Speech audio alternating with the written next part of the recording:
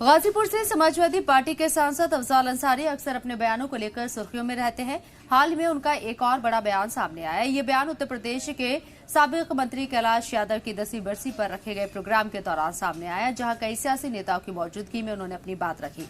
Programme के दौरान उन्होंने कई मौजूदा वक्त से जुड़े मुद्दों पर बयान दिया। आपको बता दें कि लोकसभा की कार्यवाही के दौरान प्रधानमंत्री नरेंद्र मोदी की गैर मौजूदगी को लेकर अफजाल अंसारी ने कहा है कि ये पहली बार हुआ है जब लोकसभा अध्यक्ष ने कहा है कि प्रधानमंत्री को उनकी जान के खतरे की वजह से संसद में आने से मना किया गया। उन्होंने सवाल उठाया कि अगर खतरे के डर से प्रधानमंत्री संसद नहीं आते हैं तो उनके हाथों में देश कितना सुरक्षित है। सांसद अफजाल अंसारी ने इसे जिम्मेदारी से बचने जैसा बताया और कहा कि सेना के अफसर अगर पूछे कि दुश्मन टैंक लेकर आगे बढ़ गया है और जवाब मिले कि जो उचित समझो करो, तो ये आदेश नहीं बल्कि जिम्मेदारी से भागना है, और इसे उन्होंने बेशर्मी की बात करार दिया।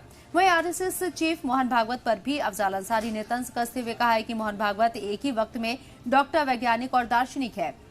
अफजाल अंसारी ने इल्जाम लगाया है कि उनके संदेशों में विभाजनकारी नीति छिपी हुई है। अफजाल अंसारी ने भागवत के उस बयान का भी जिक्र किया जिसमें कहा गया था कि जरूरत पड़ने पर सीमाओं पर 3 लाख स्वयंसेवक तैयार हैं।